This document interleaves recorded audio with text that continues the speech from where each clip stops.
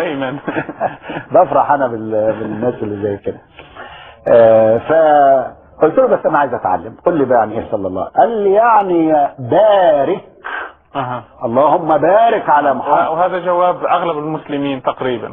قلت له طيب انت حافظ التحيات في الصلاه؟ قال لي طبعا. التشهد اللي بيسموه التشهد. قل لي بقى اللهم صل على سيدنا محمد وآل سيدنا كما صليت على سيدنا إبراهيم قول. فقال فلخبط، فأنا سمعت مراته بتوشوشه. هو ممكن يكون من انفعاله يعني، مش بقول ان هو جاهل يعني. فقلت له الحاجة قالت لك على الكلام. بعد ما بيقول اللهم صل على سيدنا محمد وبابا يرجع يقول ايه؟ اللهم بارك على سيدنا محمد وعلى. قلت له اذا يصلي غير يبارك. فاذا يزل السؤال باقيا، يعني ايه يصلي؟ واحنا عارفين ان اللي بيصلي صغير يطلب من الكبير.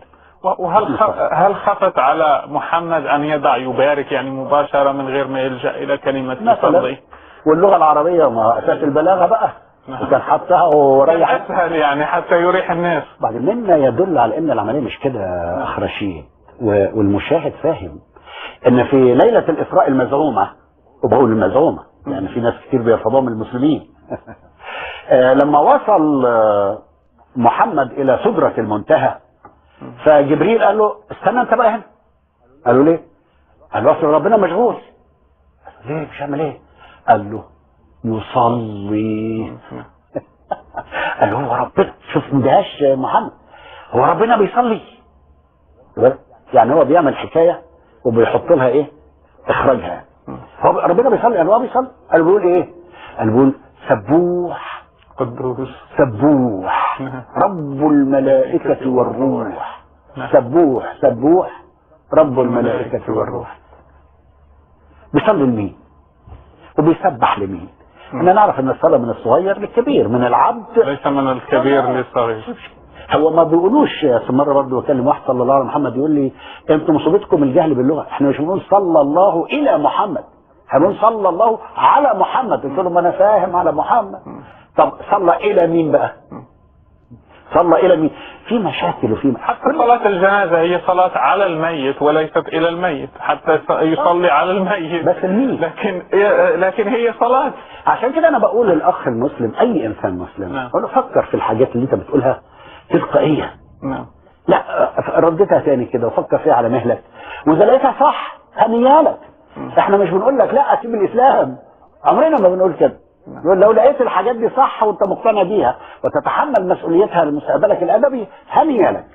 لكن لو لقيت انك انت الكلام ده مش مقبول فكر لمصلحتك ولخيرك. المسيحية مش هتزيد اطلاقا، ولا انا بدعو الى دين، وده سياستنا كلنا في القناة وفي الخدمة. مش بندعو الى دين المسيحية، احنا بنقول اتمتع بالمسيح. امين. بس لا بنعمة المسيح، بخلاص المسيح، بس بحب المسيح، لا اكثر ولا اقل. وقول له يا رب متعني بيه. معلش جناب القم، السؤال المشاهد الاخر عن لو لم يحصل الاضطهاد في عصر السادات هل كنت ستتبنى نفس الخط؟ الحقيقة سؤال حلو قوي. بس الموضوع اصله قبل السادات بسنين طويلة. وانا عندي حوالي 14 سنة الاحباء المسلمين قتلوا اخويا الاكبر سنة 47 48. فهذا الامر رغم ان انا كنت لسه شاب صغير يعني مراهق كان ممكن يخليني اكره الجماعة دول، لكن بالعكس كانت نعمة غنية من ربنا خلاني اشفق على هؤلاء الناس ضحية تعاليم الاسلام. انا مش كنتش زعلان من مصعب الزرقاوي، انا زعلان من محمد اللي علمه هذا الاجرام. فمن ساعتها وضع الله في قلبي اشفاق على هذا التيار، كله قتل وسفك ودماء واشلاء وعملية كتير. حرام، فين السلام والامان والراحة والمحبة؟ محرومين. وبعدين جيت في الثانوية العامة واستاذ اللغة العربية كان اسمه بلاش ذكر اسماء على الهواء، الله يرحمه اذا كان مات يعني، كان يحاول ان هو يسألني في الدين بتاعنا علشان خاطر يحرجني قدام الطلبة، مما جعلني ان انا ادرس تسييس التوحيد ومسيح ابن الله وكده، فادرس. واذكر الفضل في هذا الاتجاه ايضا للشهاده للتاريخ المتميح القس سرديوس كان له باع كبير في الدفاعيات، وايضا ربنا يطول عمره ابونا بولس باسيلي كان له ايضا باع كبير في الدفاعيات عن الحاجات ديت. فابتديت ان انا ارد من الاتجاه الدفاعي ابولوجيتيك الدفاعي. وبعدين لقيت ان ولادنا لما اترسمت كاهن بيقابلوا نفس المصير ونفس الاسئله، فطلعت لهم الدراسات بتاعتي في كتيبات اللي هي موجوده على الانترنت دلوقتي عشان بعدين. طب واخواتنا المسلمين، طب انا بشدد المسيحيين وبرد عليهم، طب واخواتنا المسلمين نسيبهم لايصين؟ وهنا بدات افكر في الدعوه للمسلمين ازاي يقبلوا محبه المسيح. فلقيت المعطلات والمعوقات بصرف النظر عن السادات وغير السادات معوقات، فقلت اشيل المعوقات علشان خاطر يقبلوا نعمه ربنا. الظروف فقط اكدت اتجاهك ودعمت الدعوه، لكن ليست هي السبب الرئيسي. بالظبط كده. خلينا ناخذ مكالمات اخرى. هذه المكالمه من السيد وحيد من ايطاليا. اهلا بك سيد وحيد. اهلا اخ رشيد، ربي يبارك حياتك. نقبل الايادي يا قدس ابونا. اشكرك سيد وحيد. سعداء جدا بهذه الحلقه التي فيها جناب القمص، يعني لفته رائعه جدا من برنامجك يا استاذ رشيد. ربنا يخليك، ونشكر ايضا للمجيء. الله يخليك حبيبي.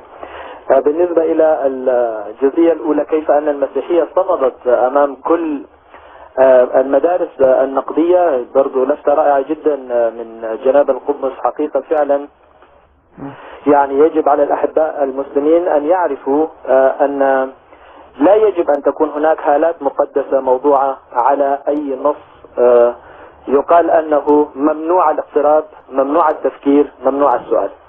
يجب على كل نص يقال أنه مقدس، يقال أنه إلهي، أن يسأل فيه.